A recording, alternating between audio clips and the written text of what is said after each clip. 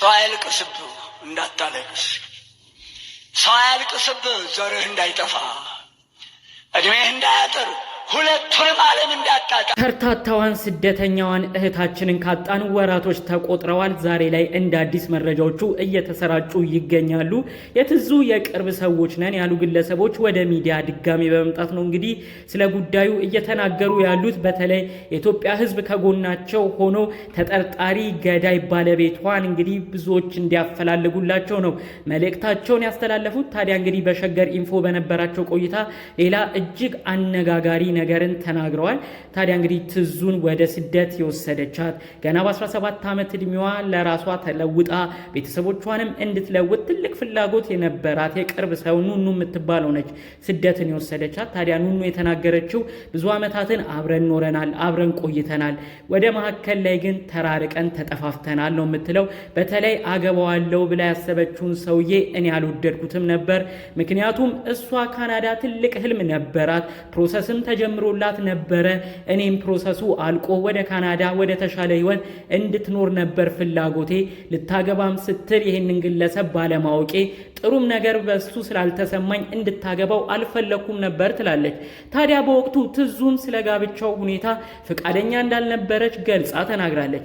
ትዙም ፍቃደኝነቷ የመጣው ብዙ ሽምግልና ተልኮ በብዙ አባቶች በብዙ ካህን ቄሶችም አፈላልጎ እንዳገኛትና እንዳስለመናት ከዛም በአባቶች ብርታት በአባቶች ግፊት ይህን ትዳር እንደመሰረተች ጭምር መረጃው አለኝ ስትል ኑኑ ተናግራለች። ታዲያ እኔ ያልፈለኩት ትዳር ስለነበረ እኔም ፍቃደኝነት ያልሰጠሁት ትዳር ስለነበር ከኔ ተደብቆ የተሰረገም ሰርግ ነበር ስትል ስለ ጉዳዩ ተናግራለች። የትዙ እህት ኑኑ ዛሬ ላይ እህቷን የምትወዳትን ግለሰብ አታለች። እኔ ወደ ስደት ወስጃት በክብር ሳልመልሳት በአስክሬን ሳጥን ሆና መመለሷም እጅግ ያንገበግበኛል ስትል ስለ ጉዳዩ ተናግራለች። በዚህ በተናገረችው ንግግርም አስመልክቶ እባካችሁ ሴቶችም ወንዶችም ቤተሰቦቻችሁ የሚነግሯችሁን ነገር ስሙ፣ ቆም ብላችሁም ለማሰብ ሞክሩ።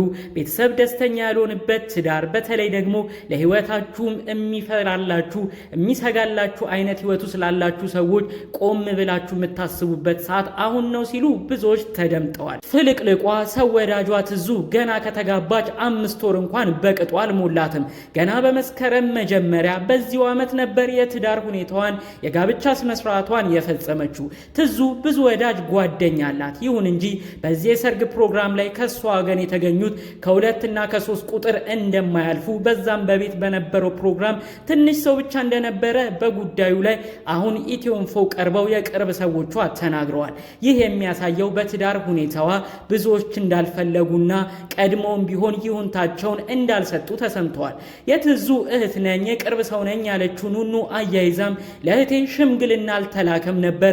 ይሁን እንጂ እሱ ያደረገው በመንፈሳዊ አባቶቿ በኩል እየሄደ ሽምግልና እያስላከ እንድታገባውና ህይወትን አብራው እንድትኖር እንደሚፈልግም ጭምር ንገሯት እያለ እህታችንን ከኛ ፈልቅቆ አስወሰደብን ስትል ተናግራለች። አያይዛም እኚህ አባቶችስ ዛሬ ላይ ምን ይሉ ይሆን ስትል ተደምጣለች። በተለይ በጋብቻዋ ፊርማ እንኳን እኔ በወቅቱ አልነበርኩም፣ ቀድሞውንም እኔ ታይቶኝ ነበር ስትል ዛሬ ላይ የእግር እሳት እንደሆነባት ጭምር ጠቅለል አድርጋ ስለ ጉዳዩ ተናግራለች። እህታችንን ትዝታን አተናታል። ይሁን እንጂ ተጠርጣሪው ገዳይ ግን ያለበት ሁኔታ መገኛ አድራሻውም ይፈለግልን ሲሉ ዘመዶቿ ወዳጆቿ እየተናገሩ ይገኛሉ። አንዴ በኢትዮጵያ ታይቷል ይባላል፣ አንዴ በሱዳን ቦርደር ታይቷል ይባላል፣ በሌላ በኩል አዲስ አበባም ነበር ይላሉ። አሁን ደግሞ በቅርብ ጊዜያቶች እንደተሰማው በለንደን ኤርፖርት ውስጥ አውሮፕላን እንዳረፈ ተይዟል ሲሉም ተደምጧል። ይሁን እንጂ በለንደን ባረፈው አውሮፕላን ላይ የተያዘው ግለሰብ እውነት የትዙ ገዳይ ተጠርጣሪ ገዳይ ባለቤቷ ይሁን አይሁን የተረጋገጠ መረጃ የለም። ስለ እንደዚህ አይነት ጉዳይም ቤተሰቦቿ ያሉት ነገር እኛ ወይ ተመቻችቶልን እንግሊዝ ሄደን ብናጣራ ደስ ይለናል፣ ስለተረጋገጠ ወሬም ምንም አይነት ኢንፎርሜሽን የለንም። ይሁን እንጂ ጭምጭምታውን ሰምተናል። ግብጽ ሚስቱን የገደለው ግለሰብ ነው የተያዘውም እያሉ መረጃውን በወቅቱም ሲያሰራጩም ሰምተን ተመልክተናል ብላለች። በዛም አለ በዚህ ፍልቅልቋ ትዙ ከሀገሯ እንደወጣች ቀርታለች። በተለይ ደግሞ በሁኔታው በሙሽርነት ጊዜዋ ላይ ደግሞ ባሳለፈቻቸው ነገሮች አሁን ላይ ሰውን አንጀት እንደገና እየበላች ትገኛለች። ትዙ ክብሯን ድንግልናዋን ጠብቃ ነበር ይህን ግለሰብ ያገባችው።